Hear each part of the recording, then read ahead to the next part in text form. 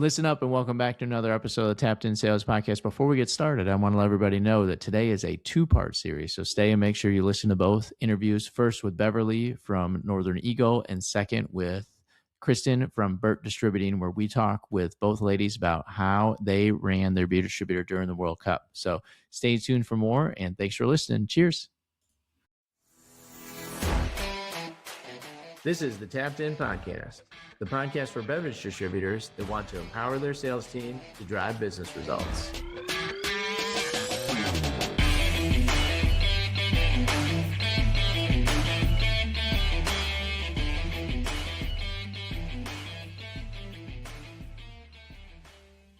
Listen up and welcome back to another episode of the Tapped In Sales Podcast, your podcast for beer distributors by beer distributors. I'm your hostess with the mostest here with Moneyball Ross and Data Mike, and we have a guest today. We are talking about running a beer distributor, managing sales, and getting everything done in the chaos of the World Cup. We have Beverly Freitas here from Northern Eagle in New Jersey, and they actually had the final game in their market. So all the 6 or 8 weeks of all the games, I mean, you have games ahead of this too, as one of the primary locations that had games throughout the whole tournament. But you had the final game too, Beverly. Like, that must have been chaos for the whole summer. You were planning for it all year long. You had 8 matches, 82,000 fans, roughly $3.3 billion in economic impact, 1.7 in direct attendee spending in the Meadowlands, which is it's the area around MetLife Stadium as well. Mm-hmm. So just must have been crazy. Beverly, introduce yourself. Tell us a little bit about Northern Eagle and the business and yourself, please. And thanks for joining the pod today, too. No, thank you guys for having me. Thank you for having me. Yes, my name is Beverly Freitas. I'm here. I am the sales manager here at Northern Eagle. We're a independent distributor. We have 4 counties, and we have the northern part of New Jersey. And in our 4 counties, we have the most population than the rest of the state. And my light just went off. I hope that doesn't matter. I knew I should have ran. Does this matter? We have these cost planning wholesalers that want to keep all the costs down, and they turn the lights off in the middle of a podcast. I don't know why it constantly turns off on me. But yeah, I'm the sales manager here at Northern Eagle, and it was quite a whirlwind this last 12 months actually, and then it all came down to the last 6 months really. I'm sure. When did it really hit y'all in terms of planning and thinking about the impact of the business? Like, you knew this was going to happen, and before I was paying attention to it, or any of the other knuckleheads here with you today. When did you really start to plan for it, think about it, and consider how big of an impact the World Cup games would be for your market? Okay, so so we started planning for over a year in advance, right? We've been in plans in the works for the last 12 months. I think, quite honestly, it hit us come really February and March, when all the displays and signage was going up and the market visits started. And we've never had market visits start 4 months before an event, right? I mean, we had done huge, large-scale events before. We had the Super Bowl before. But the way they described it to us was like, it's 8 Super Bowls in your market. We're like, really? Are you serious? It's just soccer. Nobody cares. It was like soccer. I mean, we knew it was we know that soccer has substantially gotten more and more popular. So we kind of took it with some threat, right? And threat in the sense that we had to be prepared. We had to get, our operations department, our equipment. We had to get extra folks in. We had to make sure our inventory was correct. We had to be nimble for anything that came our way. But it really hit February and March when all that planning started to come into fruition.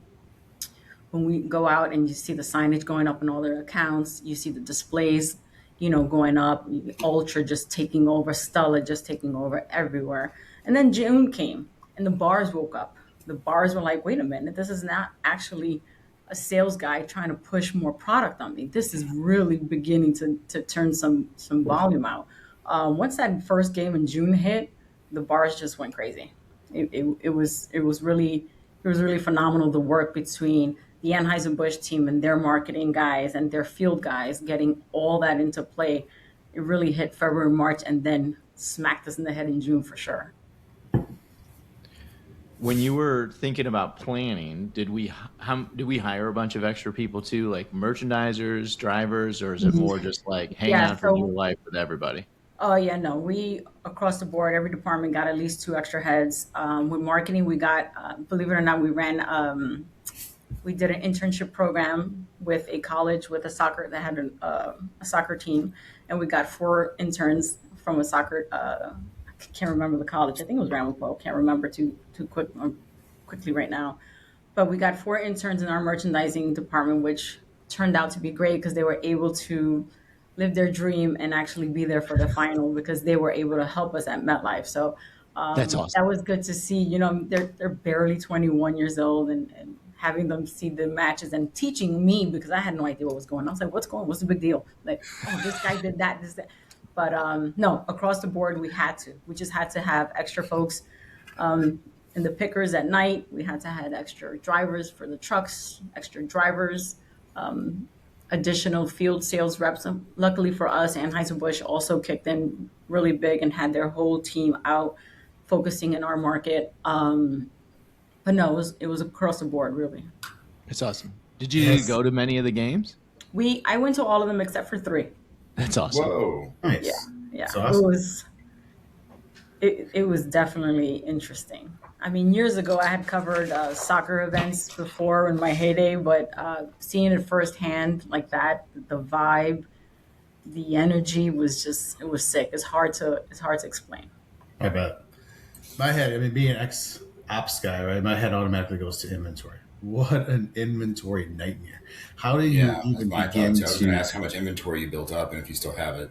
yeah, how do you even So, begin to plan for something like that? Because originally I'm thinking, okay, just for the stadium, but then mhm. you're right, with all the on-premise activations, displays, and just people and bodies coming in your market that are not normally there. Like, how do you, I mean, in that event, obviously, first time ever in the US. And so how do you even begin to gather the numbers to know what you're going to need and what kind of lift you're going to see? Quite honestly, I don't even know how we did it. So our general manager, our operations leadership, they had weekly calls leading up until I would say until like March. They had weekly calls with Anheuser-Busch and making sure they were forecasting correctly.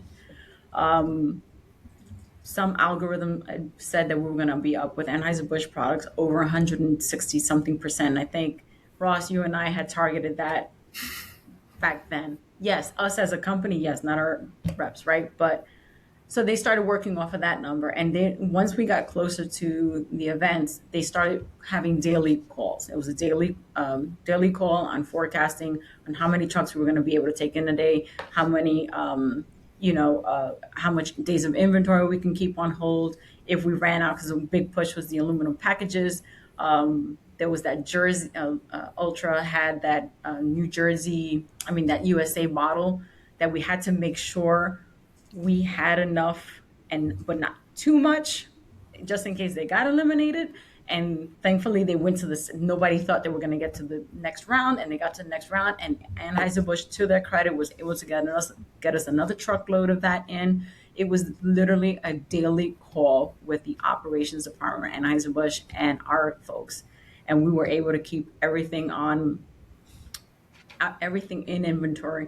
I will tell you that we internally did not go out of inventory or anything, but the bars did.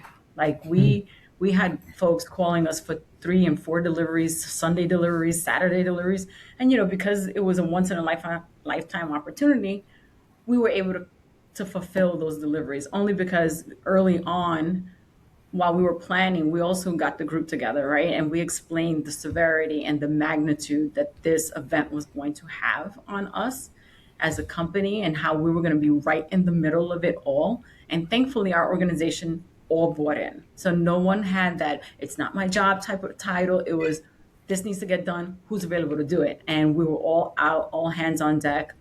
I myself delivered some kegs. Of course, there were 6 stools because I can't do a half barrel. But we were all out there. I had them in my SUV. Everybody it was just all hands on deck, really. So it was quite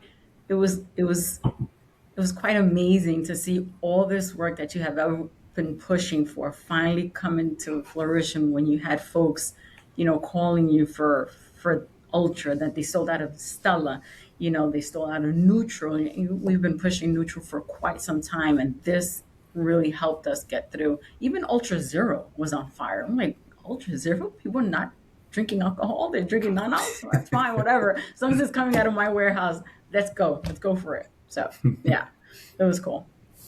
I think just a little context here too for you is just both Mike and I talk to the vast majority of our clients every month, as you know, and traditionally, the questions that distributors ask me is, how's the overall industry looking?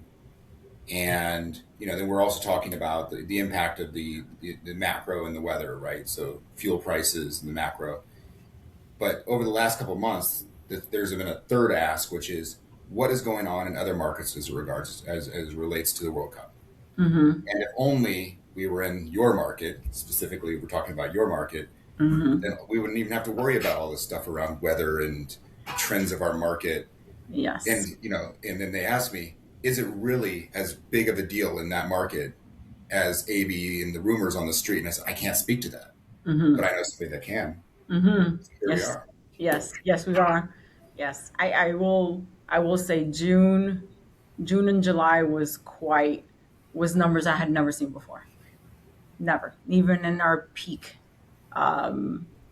between the stadium, all the viewing parties, because American Dream, which is a big, huge mall right across the highway from MetLife, had viewing parties for every single game, and Ultra and Stella was being served.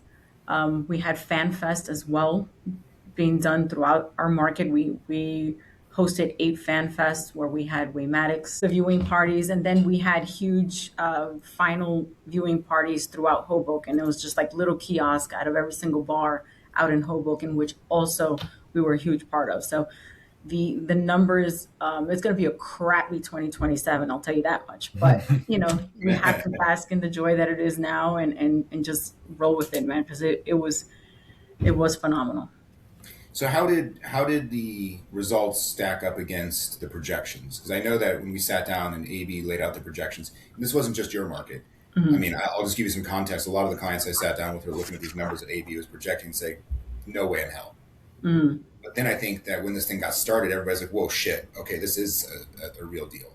So I guess I have 2 questions. One is, how did the projections specifically AB had relate to the actual results?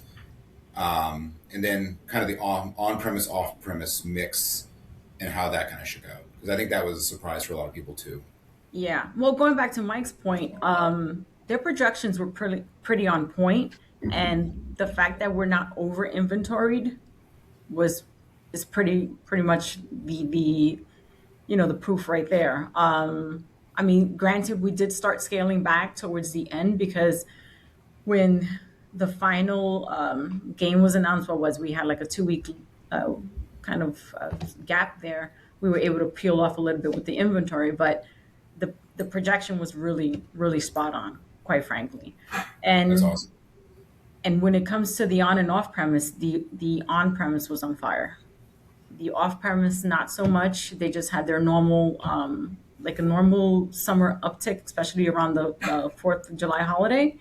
But quite frankly, most, if not, well, I can't say all of the inventory, but most of the uptick was definitely the the on premise. We had folks, reaching out to us that had never wanted to deal with, carrying a macro brand. Like, meanwhile, they're asking me for the price of Ultra Sixtels and Stella Sixtels. And now, they're a non-buy account. Now they're buying from us because, they want to have Ultra on draft or even have it as an option for their customers. So yes, the on-premise is where it absolutely blew up. So did you see any uptick in the off-premise? Because I'll say that for the rest of our market, off-premise looks like nothing happened. It was a slight maybe uptick. The trend was so bad, but yeah, go ahead. Yeah, Ross, I would say a slight uptick, but I think it was just your normal summer good months, because that's another thing. We have pretty good weather. We really had a heat wave in the beginning of June, like that first game of June. Dear God, it was hot. It was It was nasty hot. And I just think that was just your normal, like for the off premise, I just think it was just normal for that type of weather being so soon in the season. And then the same thing, we had another little bump for right before the 4th of July holiday. But like for World Cup focus, kind of maybe the only uptick we saw was the increase in the display space that we had. So of course, accounts bought in more beer.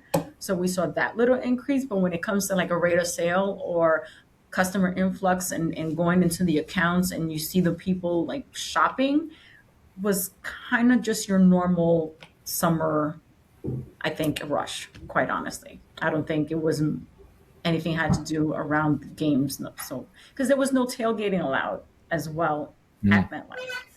So, I think it's super interesting. If there was going to be an uptick in the off-premise, it would have been in your market. So I think it's interesting that what we saw in the rest of the country also happened in your market. I think, yeah.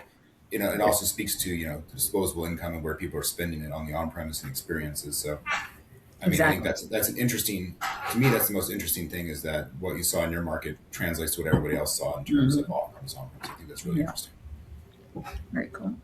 We talked about Ultras winning, Stella was winning. Those were two bright spots for brands, Beverly, in your market. I mean, obviously, with Anheuser-Busch investing so much that they did in the World Cup and, their global headquarters being in your backyard as well. And so across the river in New York, but, they're coming over to spend all this time with you because you're the home market for the whole thing.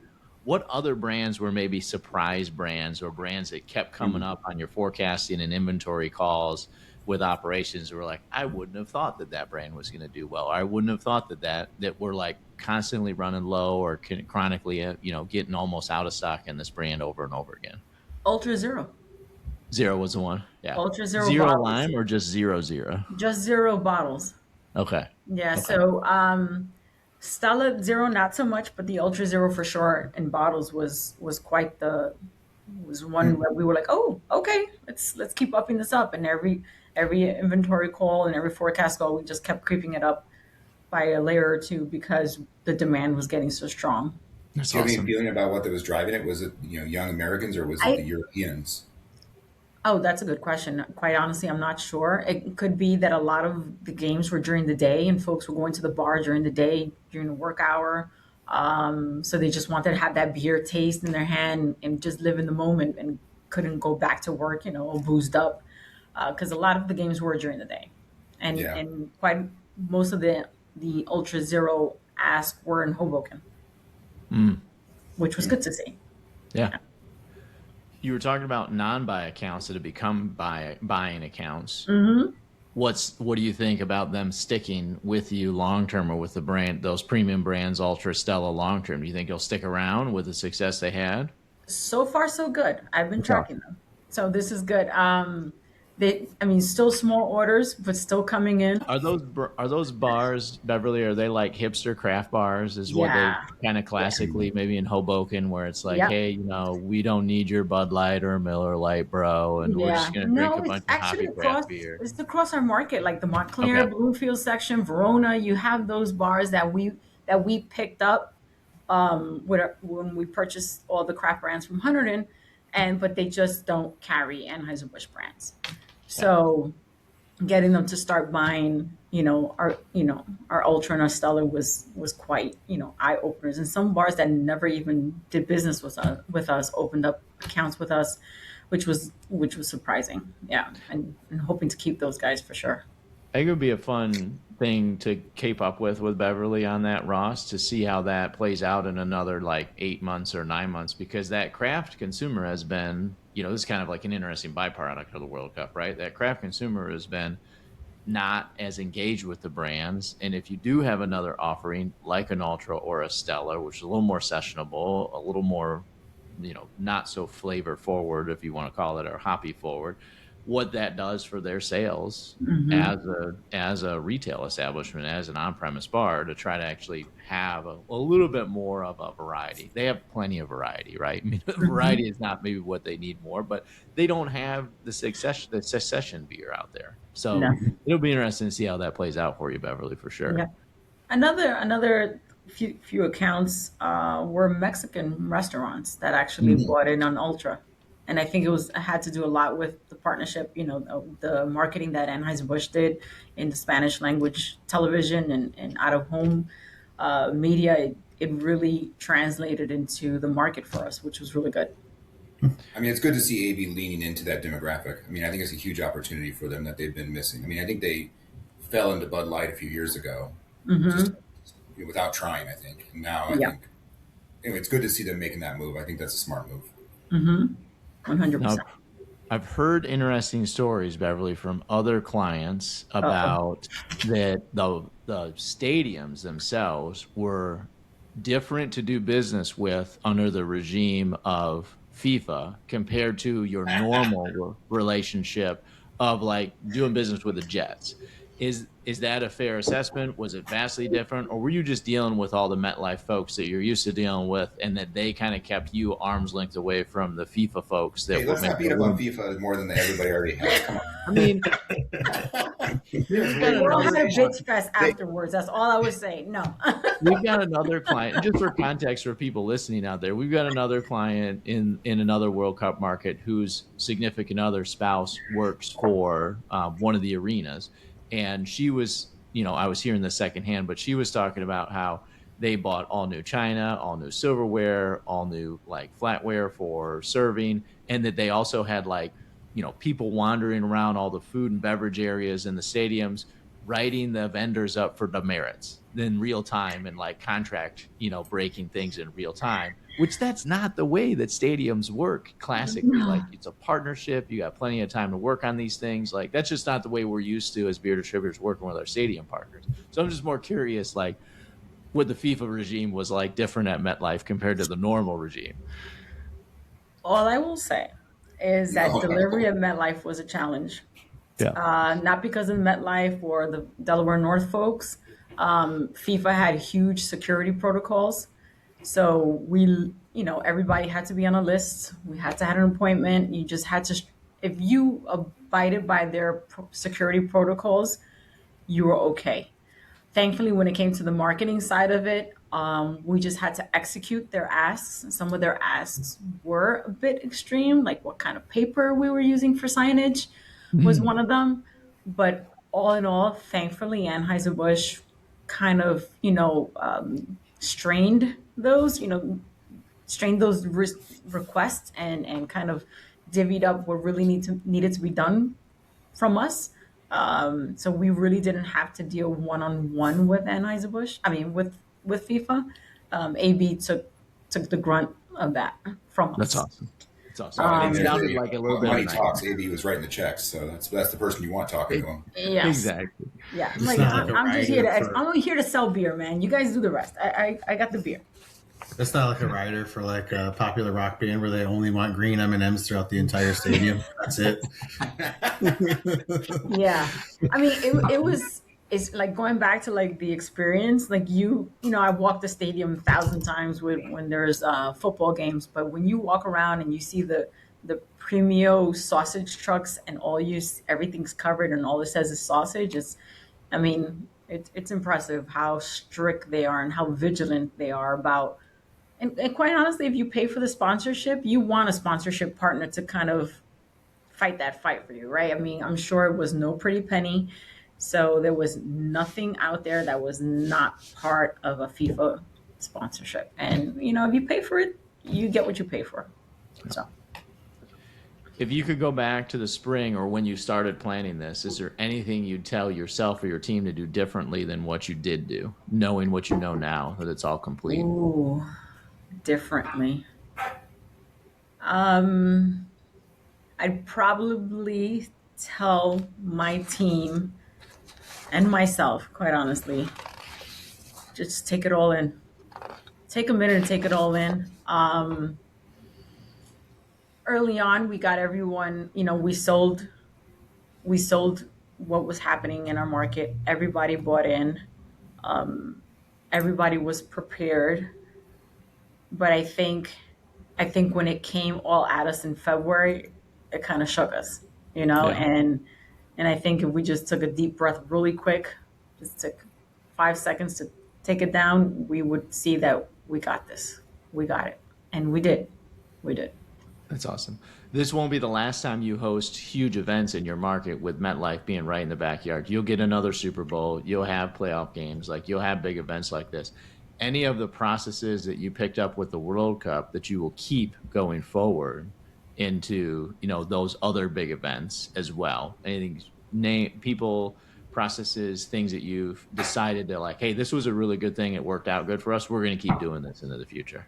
Quite honestly, everything we did, everything we did from the 12 months of planning, from the constant communication, there was such a synergy within our internal, not only our internal departments, but also with Anheuser-Busch.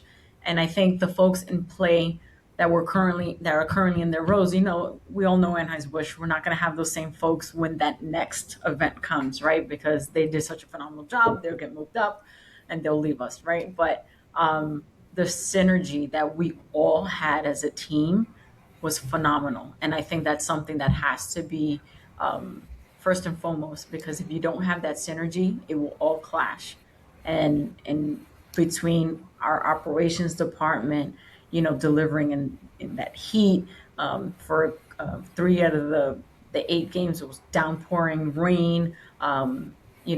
They kept all our trucks full. They kept all our deliveries on point. Our inventory was on point. Our merchandising guys were great. Our signage department, God bless her, she killed it.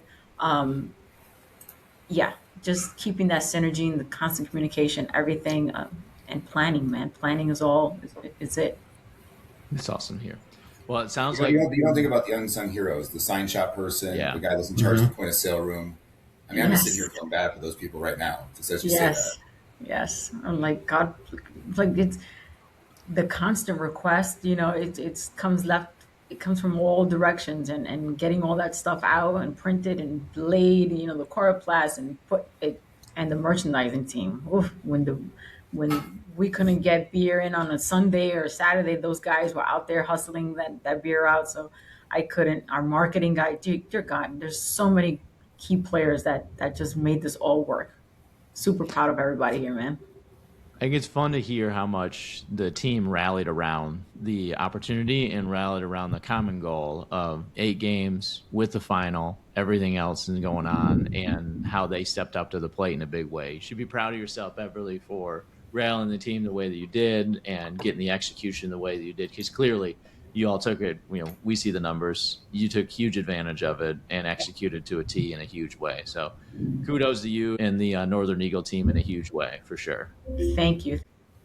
Well, Beverly, we can't thank you enough for joining us today on the podcast. Thank you. Listen up and welcome back to another episode of the Tapped In Sales Podcast, your podcast for beer distributors by beer distributors. I'm your hostess with the mostest, Bud, with Data, Mike. Moneyball Ross may be joining us later. He may not be. He's delayed on another call. And we are here with the wonderful Kristen Burke from Burke Distributing in the greater Boston area. Kristen, thanks for joining us today. Anytime. Honored to be asked. I love it. And this is, for those of you listening to this is the second installment of a 2-part series that's been mashed together into one episode on running a beer distributorship during the World Cup. Kristen runs Burke Distributing in the greater Boston area. You've got a little territory map, I think, behind you as well, Kristen, don't you? I do. That wasn't intentional, but the green is our full beer footprint. So we're in Metro Boston area. If you're familiar with Boston, it's inside of Route 128. And then we go down into Bristol County, which has been a newer acquisition within the last few years. I love it. That's awesome. And for those of us who have been listening to the news and listening to the trade press, the Scottish fans drank Boston out of beer, right? And all the other folks, you had 7 games in total. It's a big beer drinking crowd in general. You had Gillette Stadium. One of the funniest things, did they really do this, Kristen? Was one of the funniest things in marketing with FIFA is that they made stadiums cover up all the branding, and Gillette covered their branding up with shaving cream, didn't they? Yes. It didn't last, but yes, that was the initial attempt by them. FIFA definitely comes in and they run a very tight ship when it comes to stadium logistics. That's awesome. And we had talked about some of that. We were happy to throw shade at FIFA on this podcast. I don't want to get you in trouble, but I could care less. No, I'm honored. I was happy Boston got on the list. It was, truly the impact on on the business as a whole, and predominantly more in Boston than like the FIFA Gillette Stadium, because that's AB and we're not an AB house. So Okay. the actual impact within the stadium itself was not the same as I'm sure your other guests. So, talk to us a little bit about when you found out the World Cup was coming and it's going to be right in your market. You knew it was a big deal. We obviously talked to Beverly about how she had MetLife and it is an AB location for them. And sounds like Gillette's an AB location for in your market. How did you start thinking about it, planning about it? Like, what was the leadership team's initial reaction to what do we do with these 7 games and how do we take advantage of the opportunity? So I think initially it was, first of all, we really don't have any comps to understand the impact of this. We are title town. We've had a lot of games, and they said one game was supposed to be a Super Bowl. I think I initially thought it was going to be massive. Some of my leadership team was a bit more apprehensive, my father included, just trying to do the math, how many people are coming. You're just trying to figure out something that you have really no line of sight on at all. But we knew it was going to be big, and obviously every brand was coming with a plan, and most of them were talking about the World Cup. So then we started having a discussion of who's going to be impacted the most by the World Cup, and just trying to discern how do we appropriately plan for this, how do we appropriately order for it, and a lot of it was gut and ambition and just assuming it's going to be big. We also had tall ships right off the heels of it. So there was just so many things happening in the city that we knew like Q2 was going to be massive. It was more how big is massive. Did the suppliers, your partners, which are primarily Molson Coors, Constellation, right? Who else? Tell us a little bit more about Burke Distributing and what the business is and all that good stuff too. Yeah, sure. So we're a Molson Coors, Constellation, Diageo, Boston Beer, Mark Anthony, Total Beverage Solutions, which obviously has a huge impact with Tennent here during the World Cup. But yeah, we've been around for coming on our 91st birthday. I'm the 4th generation here. We also do wine and spirits for the whole state and Rhode Island. But beer is, our heart and soul. Yeah. So when the leadership team, and I'm kind of aligned with your dad on the attitude here. It's like, it's just soccer, right? It can't be that big a deal, right? This isn't that big a deal. But the Scots then showed up. Are the rumors from the trade press as viral and as true as what actually happened? So 2 parts. When Tennent's, we normally sell about 60 barrels a year. We bring it in only for this one bar called The Haven. It's the only Scottish bar in the city. And he was making this huge rally cry about the Tartan Army. And, we don't know, we don't sell that much of this particular brand. So we had a meeting with them. They're like, listen, we want you to bring in a container. And it's funny, my dad was not at that meeting. So there was my Did he CEO, call Scott. for the meeting and say, we need a container of Tartan beer? No, it was around, we were doing just our annual meeting. Okay. But as we were looking at it, because we also have Shipyard from them, we have Magners from them, we have a whole host of different brands within them. But so, they're saying we have 2 Scottish games. They're coming in hot. They haven't been in the World Cup. This is going to be a moment. And we're all kind of looking at them like, that's a lot of beer, right? So we made an agreement that we said, we'll bring in a container, but whatever we don't sell, can you redeploy to other markets? You give it, it's got a shelf, but it wasn't like an issue in that sense. They said, sure. So the Scots come in, and in 4 days, we go through the whole container. So we had to bring in a second container to cover the rest of what they did. So I have never witnessed anything like this in my life. They were the most polite, most happy people. And I didn't realize that the city was still experiencing a COVID hangover of sorts. You didn't even realize that the city hadn't healed until the Scots came to town. There's just such a kinship between Bostonians and Scots that, there was no issues. We got to keep the bars open until 3, which normally were at 2. But yeah, their consumption rate, I always say, we're not civilian drinkers. They're not civilian drinkers. They make me feel very much like a civilian in the way in which these folks consume. And they're just so nice. There was no fights. There was no issues. It was like a true celebration. But as it pertains to drinking the city dry, I want to clear the air on Burke for us. The only thing we ever ran out of was Tennent's for like 2 days. The problem is where the fan section is. It's in the most historic part of Boston. It's in Faneuil Hall. So there is no backstock, right? The crawl spaces in the basement, very old buildings. So, and we can't deliver on Sundays. Massachusetts law, you can't touch products on Sundays. So we're running 6 days a week. We're trying to get them, but they're drinking more than they can physically hold in their bars. So it was fascinating to watch. It was fun, that's for sure. But it was a once in a lifetime moment that I've never witnessed in my life. Like it healed something that's still continuing to have legs here in Boston. That's really cool. That's the magic ingredient for the industry, right? We just need some more Scots in this country. Yeah, I mean, I think there was also something though, because culturally, how much like Boston's such an Irish city, and so the Scots coming to town, there was just a natural connection. And people obviously, we always say we're not nice, but we're kind. So for finding people, there's this funny story. This guy was so drunk leaving Gillette, and he was walking on the highway, and a cop pulled over and was like, "Son, where are you going?" And he said he was going back to his hotel in Roxbury, which is 25 miles away. He's like, "Get in. I'm going to drive you home." Like there was so much of just camaraderie and just like joy and sharing beers together. It was the best PR for beer I've ever seen, because it wasn't the duration. I mean, these guys were drinking 20 hours a day. Like it was so impressive to see the rate of consumption and how they were, and their stamina for days on days on days. The party never stopped. That's awesome. Now, when you say like best for beer, best PR for beer, any other than the Scots, is this just in general? You just saw beer pickup in general. We saw that was the biggest player, biggest winner in your market by far.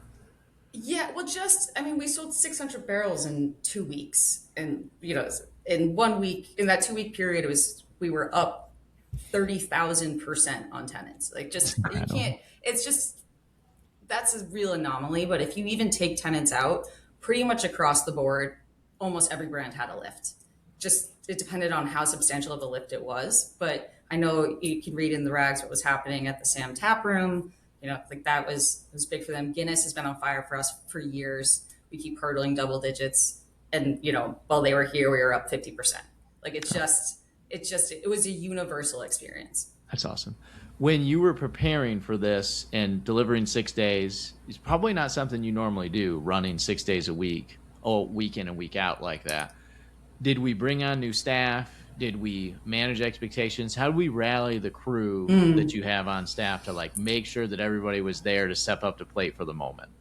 Well, I think two parts of that question. One is, again, we didn't quite know how big it was going to be until you're in the fire, right? Like just they arrive and they straight to the pubs, so I think it was really like, I'm so proud of my team because it was a grind. It was so hot when they were here.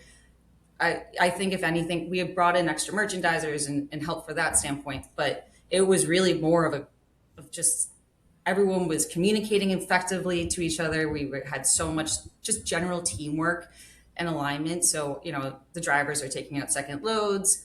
The sales guys are communicating with delivery incredibly well. Deliveries communicating with them incredibly well. It was something, if they weren't as good as they are, I don't think we never missed a delivery. That's incredible. Yeah, I'm so proud of them. It's incredible. For that kind of inventory constraint too, did you offer, or can you even offer like refrigerated trailers for like storage or anything down there? I'm going to have to check this. But yes, we do. Because I'm just thinking, just running our special events back when we did, and storage is a hot commodity.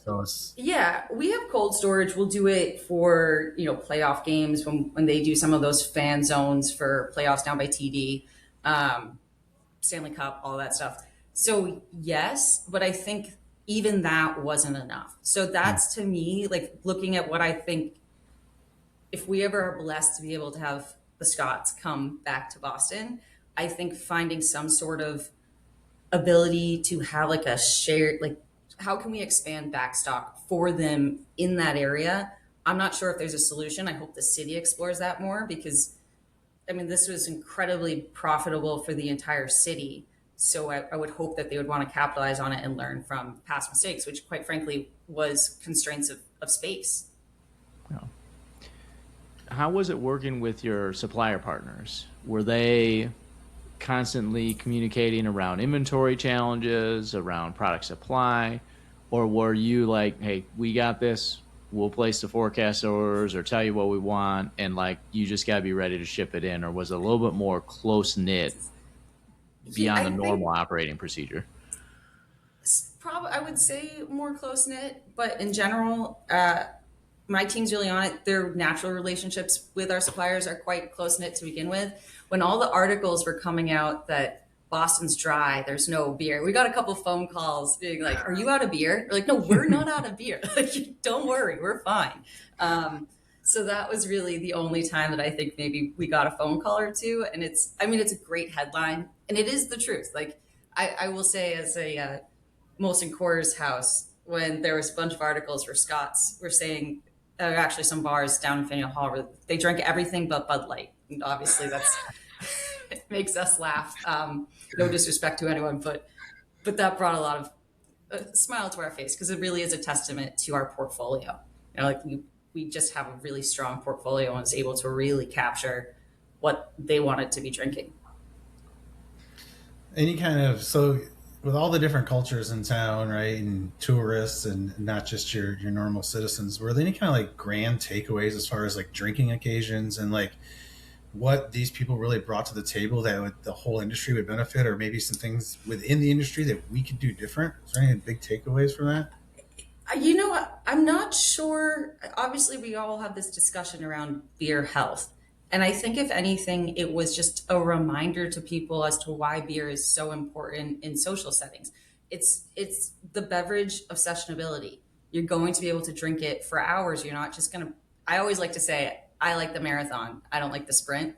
I like the journey to the destination. I don't want to skip straight to the destination as it pertains to drinking. And I felt like people remembered that they like to socialize.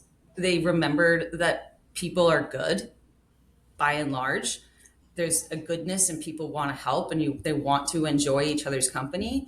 So it just, to me, felt like a reminder that was forgotten of how important it is, because again, I keep going back to feeling like there was this hangover or depression that you could just see lift. It was like, I kept saying, I'm like, I felt like we were looking in black and white and we just lifted and we're seeing in color again. You know, like it was just one big party. And it was shocking, particularly being from Boston. I'm not sure if either of you have had the privilege of coming here for the St. Patrick's Day parade. I live on the parade route in Southie. There's always fights. Something's always going down. You know, none of that. It was just, they're jumping on cops' bikes. They're playing soccer with the police. Like it was just, I can't explain it effectively of how much it just, you're looking around and you're like, this is why beer is so important to culture. It connects you, and it just is, it's such a special, you can't replicate that with anything else because of the sessionability of it. 100%. I would thought the opposite. I thought there'd be fights. I don't know, Mike. Kristen's going pretty deep for the Tapped In Sales podcast here. There's a lot of good vibes. I know. What? We need some positivity on this podcast. I love it. It was. I can't pick it up. I love how deep it is. I love how deep it is, Kristen. We're a fairly shallow podcast. Oh, but it's deeper. But the thing is, listen, business is still up for us. Like, we're still seeing the healing aspects of this. You know, July, very interestingly, the on-premise is up. That's an off-premise holiday for us.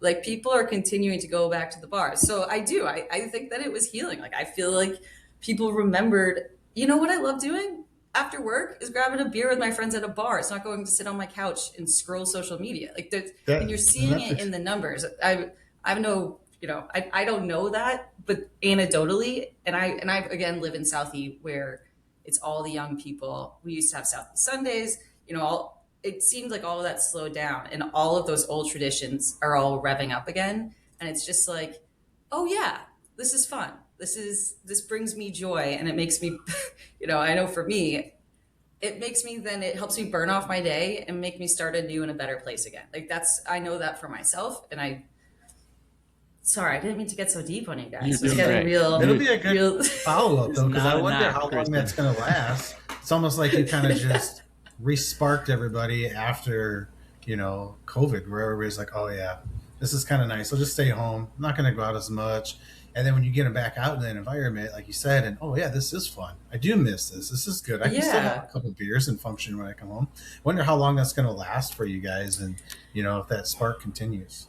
Yeah, for sure. I mean, make no mistake, I'm not looking forward to trying to hurdle June again. It's going to be, obviously it's going to be very different, but it'll be curious to see. I hope that it has some legs, because it just seems,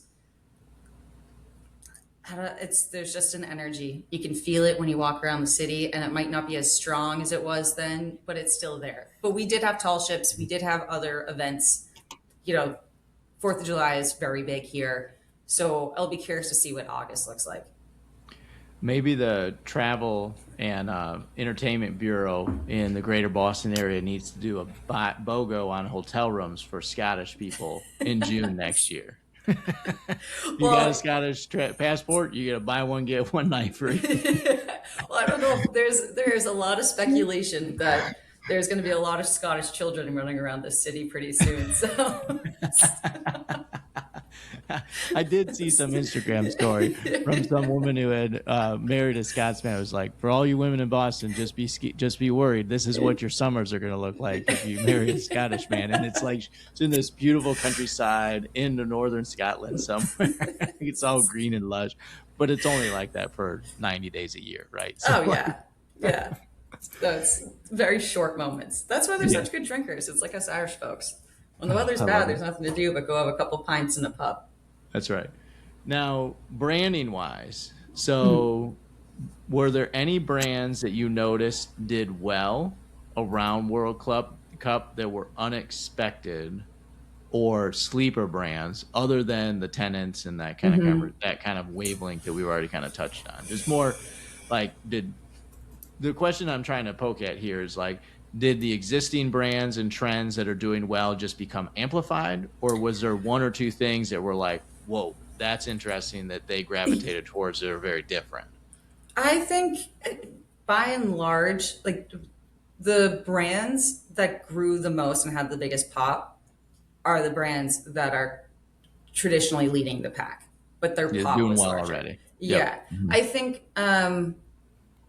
it's an interesting question from a branding perspective. I mean, Sam Adams did a fabulous job. Like their location, that tap room is right next to that fan zone. And they're so culturally significant to Boston anyways. So I loved seeing how much Boston lager was being sold. Obviously, Sam Summer always crushes it, but I think that there is like respect to heritage brands that particularly comes from Europe that we don't always have here. And so I really loved that. And it was great to see. It was great to see that they were pouring a pint every 12 seconds at that tap room. So I think that was probably a wonderful takeaway for sure. And then some of the local crafts also got some nice pops, which is always great to see. Yeah, particularly right now. That's great. So for the most part, brands that were succeeding continue to do well, with an exception of a few things here and there. Yeah. I think like even Coors Light's Gold, like there was a few great ones that they had that I thought was helpful. It's hard for me to tell if I think that impacted consumption. Just given, again, I mean, quite frankly, they were just drinking everything. It was just depending on how much of each one, but they were there for beer. They weren't there for RTDs. It was refreshing. That is awesome for sure. Now, when you're looking at on-premise versus off-premise, any demonstrable difference there? Sounds like on-premise kicks a major ass. Yes. Was that expected, or was that an anomaly? To the degree, so the 2 weeks the Scots were here, we were week on week up 75% in the on-premise. It was just a total beast. For the total month, we were up like 46%, and draft specifically up 53%. Those numbers we weren't expecting to be as high as they were. We knew, of course, that there would be a pop there, but we definitely blew away our budget for that particular time period. Just given, I don't want to say we weren't conservative, but again, you just don't know what you don't know. And I think in particular, it also comes down to the games that you get. Some people are much heavier drinkers than others. You know, we had Morocco and Iraq, and I certainly can tell you they weren't out at the bars, but the Norwegians No party and Scots animals were. there. It's kind of like you guys turn the lights out at 8 p.m. and go to bed. No fun there. It was a little bit less of a crowd, but you know, and I think the other thing too is we had England and they were great too, but coming off the heels of the Scots being there, and there's obviously a natural rivalry. I don't know if you heard the story. Dubliner, it's a very famous bar. It's a massive Guinness account for us. They closed on the day that the English played and put up a sign. They put up a sign saying, we're gonna, you know, it's been a really busy couple weeks. We're gonna let our staff rest. It's not like anything significant is happening in the city today anyways. Shut up. Yeah, you can find it. So, you know, like there's just, we're a spiteful crowd up here, you know? That is hilarious. Oh, that is fun. That runs deep there, Kristen. That is old school hatred for the English. Yeah, exactly. The enemy of my enemy is my friend. You know, that's where the Scots and the Irish really align. That's so funny. Oh, that's funny. So they just shut down for the game, just completely pulled the plug for the day. Yeah, and I can't even imagine how much money they left on the table, but that's what they chose to do, and you have to respect it. You gotta love the authority. Just like, hey, yo, like we're not coming in today. Like, you guys figure out another place to drink. And it's that location. It was right off of the fan zone too. I mean, it was truly, that was an emotion-driven decision that I can't help but deeply respect. They're a great account too. Highly recommend going and grabbing a pint next time you're in town. Oh, that's awesome. I love it. Now, the off-premise world did not blow up then as much as the on-premise world. Not from that sort of pop standpoint, Okay. for sure. Still a lift. I mean, there's videos of liquor stores pretty much cleared out entirely. So it definitely, I just think we were so shocked at how significant the on-premise pop was in comparison. I think we were probably up in the 20s, but I don't necessarily want to quote myself on that. But it was still substantial. It was substantial across the board. So yeah, let's talk about the reps a little bit, because like this is a huge event that comes in right outside of the norm. Takes a little planning, but like, did you see any of the reps really separate themselves? Somebody like step up that you didn't expect to? Did you really see them? Did you see the hunters versus the order takers? And some reps really shine that maybe you didn't expect, and maybe some missed some opportunities that were out there? Yeah, I think so. We knew Faneuil Hall was. First of all, I just want to say, like, our talent pool is. I might be biased, but I'm incredibly proud of our level of talent that we have. And we do not have a culture traditionally of order taking, particularly when big things are coming to town. We're going to win that event. Like we are so bullish on that, and that mentality goes all the way through to merchandisers. They feel the exact same thing. There's a ton of pride in what we do, and this is it's a win or lose game. So we want to win. I think that the overall lift, not just from the epicenter of it, but cascading all the way down, was just surprising. I think we knew that. I keep talking about Tennent, so I'm going to use it as an example. That would be in that area where they're all going to be. But no, I'm finding it at my golf course in Hingham. They went so hard to ensure that whatever was needed, whatever represented the event, they made sure was there. And I think it was really the ownership of it and pre-existing relationships that allowed them to really lean in and execute at a really high level. Knowing what you know now about the 7 Super Bowls you had, and if you were ever going to have anything like this again, would you do anything different? Would you change anything you did? Or do you just love the way the team rallied and made it happen for this once-in-a-lifetime opportunity? I think, well, first of all, I would have ordered 2 containers of Tennents at the very beginning. Um, maybe You're 3. gonna get off on that one. That's fine. Like Yeah, that's an thank you. anomaly. No, from an operational standpoint, it's very hard. We're a union house when it comes to drivers, like delivery and warehouse. And if I could have had more drivers, that would have been great simply because of this is particularly Boston. We are so draft heavy. I think we're probably more draft heavy than most cities even. And these are narrow old stairs. There's, just it's a wear and tear on the body. We've been very fortunate. I haven't seen any reports come in of injuries, but I am very protective of them as well. And so if I could have had more bodies to just alleviate some of the work, I think that would have been great. Our night shift was picking well into the morning. Yeah. Everyone, I think I'm so proud of my leadership team because they were communicating so well to make it happen. But there were so many opportunities that something could have slipped and we wouldn't have executed as well as we did. So I think being much more cognizant and really understanding that this really is 7 Super Bowls and ensuring that you have the resources in place and you're making those investments months in advance to get people, trained, ready to go. And I that's what I would do differently. We were lucky. Well, you got to give it to yourself. Kudos to you and the team, how y'all stepped up to the plate.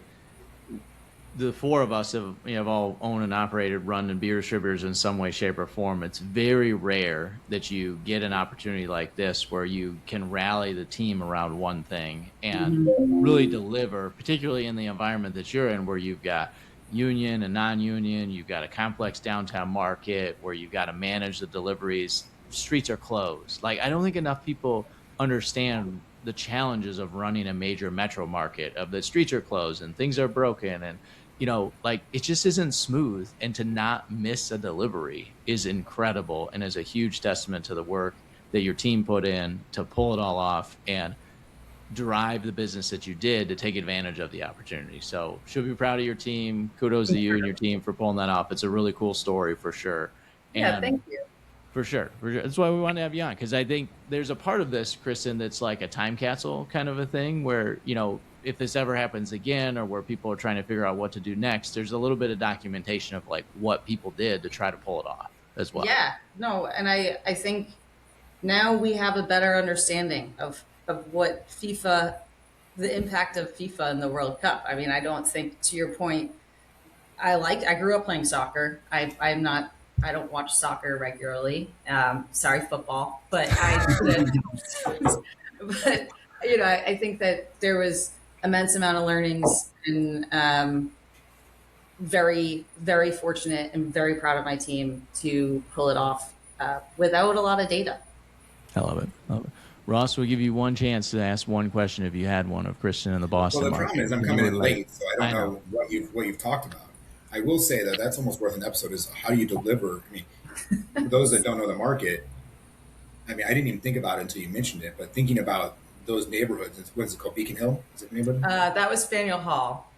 But yeah, Okay. It's cobblestones. It's very narrow one-way streets.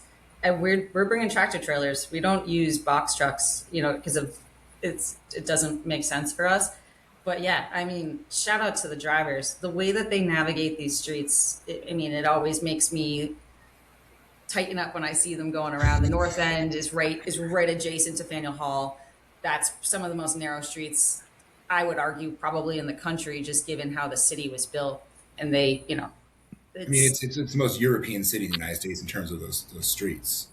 Yes. So I mean, it'd be interesting to know like how you go about business on a normal schedule. Not even like you think about Phoenix as like a grid, and that would be changing Denver. this kind of event. But you throw in the fact that you're basically delivering on like Florence, Italy.